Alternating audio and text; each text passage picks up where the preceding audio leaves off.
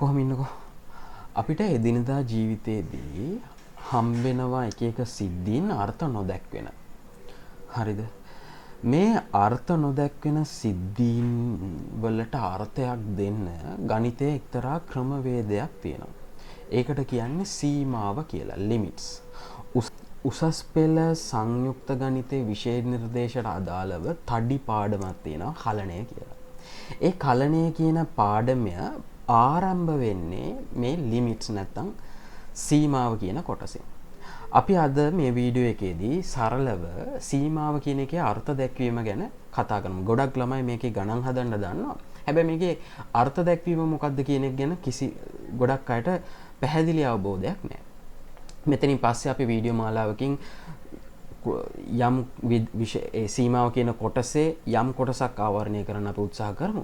හරි, අද අපි මේ වෙලාවේදී සීමාවේ අර්ථ දැක්වීම ගැන කතා කරමු. මම ඔයගොල්ලන්ට මේක තවදුරටත් පැහැදිලි වෙන්න පොඩි උදාහරණයක් එක්ක යන්නම්කෝ. මොකද්ද? අපිට පේන විදිහට සමතලා පාරක් තියෙනවා. හරිද? ඒක එක ස්ථානයකින් කැඩිලා තියෙන්නේ. ඒ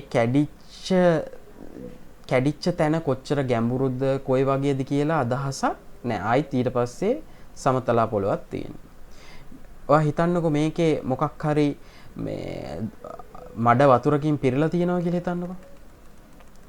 මෙතනට මේ මිනිස්සයාට මෙතන අර්ථ දැක්ක වෙන්නේ නැහැ. ඇයි? මෙච්චර වෙලා ආපු සමතලා පාරේ පැහැදිලි පාරක ආවා. එතනින් පස්සේ එයාට හරියට අදහසක් ගන්න බැරි මඩ වතුර වලින් පිරිච්ච වලක් තියෙන. එයාට ඒකේ පතුල පේන්නේ නැහැ, මොනවත් පේන්නේ නැහැ. මෙතන මඩ වතුර තියෙන වලක්. එතකොට එයාට ඒකේ අදහසක් නැහැ. මෙයාට මේක අර්ථ දැක්වෙන්නේ නැහැ මේ වෙලාවේදී.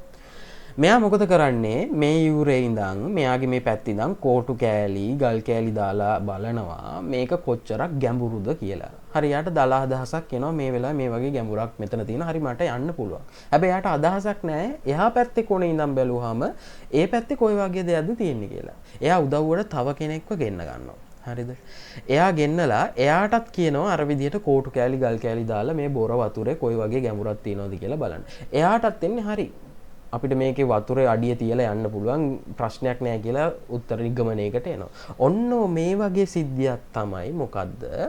අර්ථ නොදැක්වෙන අවස්ථාවක් අර්ථ දක්ව ගන්න අපි දෙපැසින් ගිහිල්ලා බලනවා, විමසලා දෙන්නට ලැබෙන්නේ එක වගේ උත්තරයක්ද? දෙන්නට ලැබෙන්නේ එක වගේ උත්තරයක්ද? මේ ක්‍රියාවලිය තමයි අපි ලිමිට්ස් වලදී නැත්තම් සීමාවෙදී පාවිච්චි කරන්නේ. මොකක් හරි ගැටලුවකදී අපි දෙපැසින් ගිහිල්ලා බලනවා. ලැබෙන්නේ එකම පිළිතුර නම් හරි. එහෙනම් මේකේ සීමාව හරි, මේක අර්ථ දැක්වෙන අවස්ථාවක් කියලා නිගමනයකට එන්න පුළුවන්. හරි.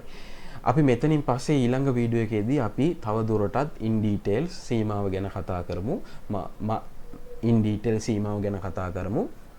මාත් එක්ක රැඳිලා ඉන්න මං හර්ෂා පුවරච්චි.